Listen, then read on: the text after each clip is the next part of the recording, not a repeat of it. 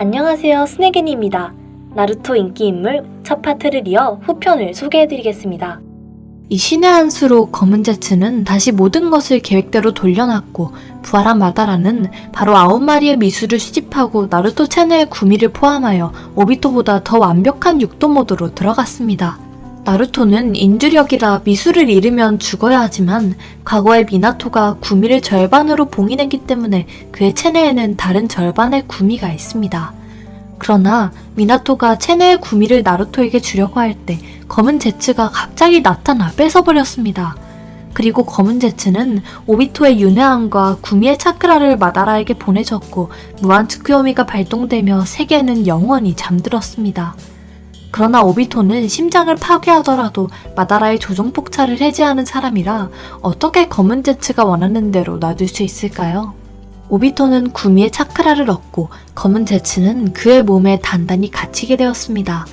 미나토의 구미 차크라는 같은 진영의 오비토 손에 들어갔고 이때 오비토는 마다라에게 자신은 마다라에게 어떤 존재냐고 물었습니다. 마다라는 바로 대답할 수 없었고 이때 오비토는 그의 반대쪽 윤회안을 가지고 있으며 눈의 안전을 위해 제일 좋은 방법은 오비토가 주동적으로 바치는 것입니다. 그리하여 그는 오비토에게 다른 자신으로 생각하고 있다고 말했고 결국 오비토는 마치 그런 말을 믿고 있는 듯 마다라를 향해 걸어갔으며 두 사람은 사이좋게 서로의 손을 잡으려 했지만 오비토는 바로 마다라의 심장을 잡고 그에게 자신은 호카게가 목표인 우치하 오비토지 너의 바둑이 아니라고 말했습니다. 오비토는 마다라의 몸에서 소량의 육도 힘을 빼서 검은 제츠는 오비토를 조종할 수 없게 되고 마다라는 그런 오비토를 막으려고 했지만 오비토의 카무이 때문에 어쩔 수가 없었습니다. 결국 오비토는 마다라의 체내에서 1미와 8미의 부분 차크라를 뽑아내고 카카시와 동시에 카무이를 발동하여 나루토, 사쿠라와 같이 이 공간으로 들어가 나루토를 구하러 갔습니다. 오비토의 1, 8, 9미와 전의 미수들의 힘을 더하여 나루토의 체내에는 모든 미수의 차크라가 흐르고 있습니다. 육도 선인의 전술을 하고 나루토가 다시 깨어날 때 이미 육도 모드를 개시하고 사스케와 연합하여 마다라를 억제할 수 있습니다. 그러나 오비토가 차크라를 나루토에게 준 후 자신은 다시 허약한 상태에 처했고 검은 제츠는 다시 힘을 써서 그의 신체 주도권을 장악하려 했습니다.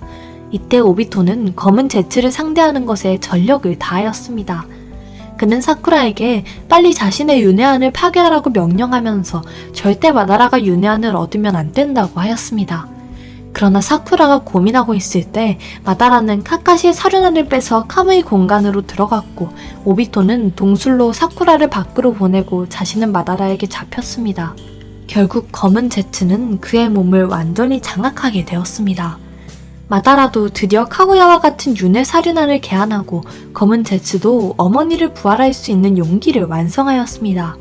마다라는 윤회 사륜안으로 무한 츠쿠요미를 발동하고 사스케의 동력으로 보호된 제7반과 검은 제츠가 조종하고 있는 오비토 외의 모든 사람은 꿈속에 빠졌고 신수에 묶였습니다.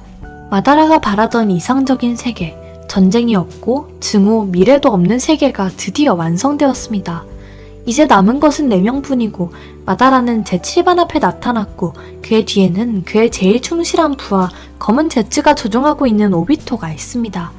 그러나 검은 제츠는 점점 마다라한테 다가가며 마다라는 드디어 모든 것이 끝나고 자신은 구세주의 신분으로 지옥을 천국으로 바꿨다고 말할 때 검은 손이 그의 가슴을 뚫고 그의 앞에 나타났습니다.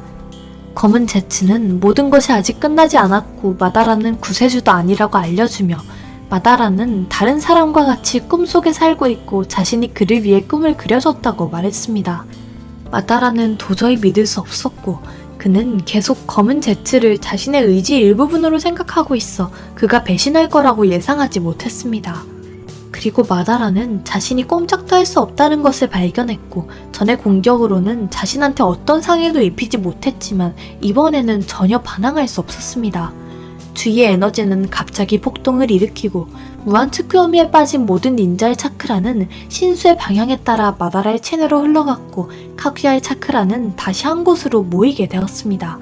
모든 조건이 갖춰졌고 검은 제츠는 마지막에 마다라와 합체하여 1000년 동안 봉인된 카구야가 부활하였습니다. 1000년 동안의 노력은 드디어 보답을 기다렸고 검은 제츠는 다시 어머니의 품으로 돌아갔습니다. 모든 정보를 가지고 있는 사람으로서 그는 마치 카구야의 책사처럼 어떻게 나루토와 사스케를 상대해야 하는지 카구야에게 알려주었습니다.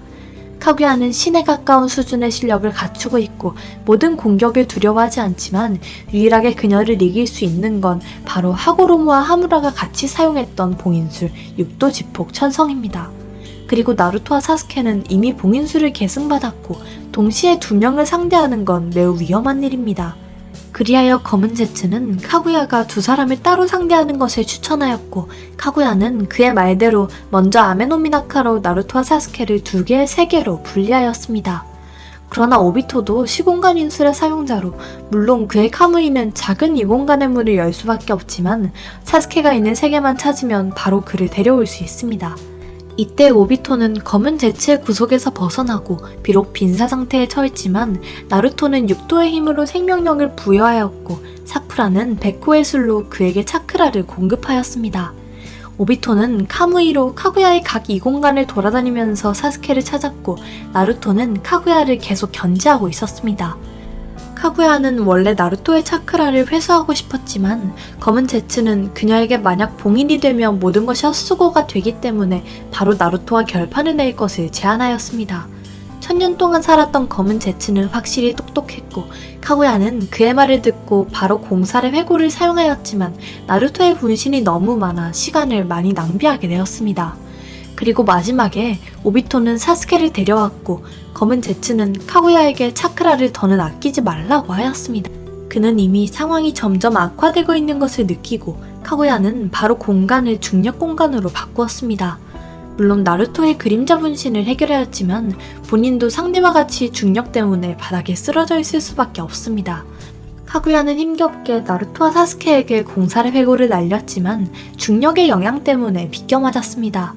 카구야는 계속 공격을 하였고 이번엔 빗나가지 않았지만 오비토가 갑자기 나서서 대신 맞게 되었습니다.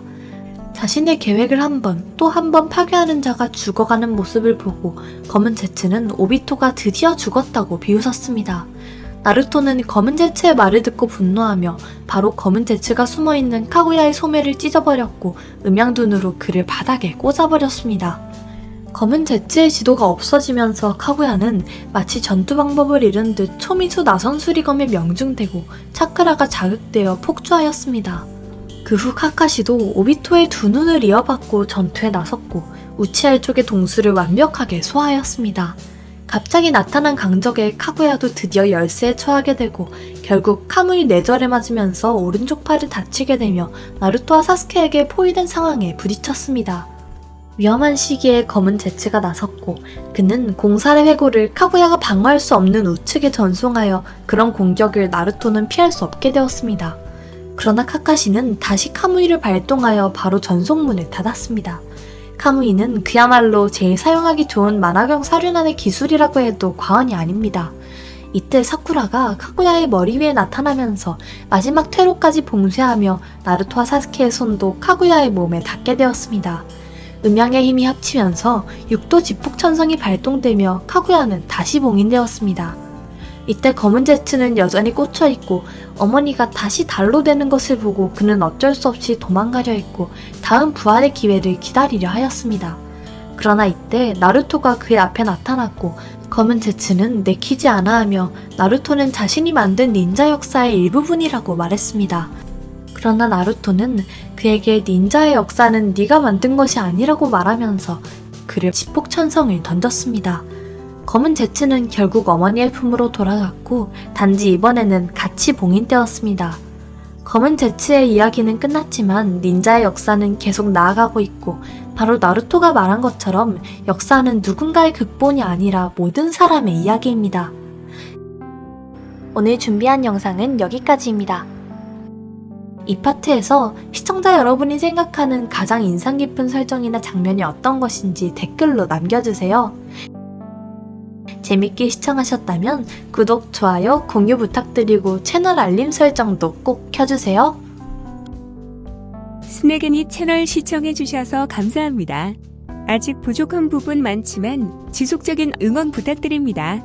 나루토 심층 분석 시리즈에서 시청자분이 좋아하는 캐릭터를 댓글로 남겨주시면 적극적으로 제작 계획에 반영하겠습니다. 물론 다른 애니 캐릭터도 추천 가능하고요.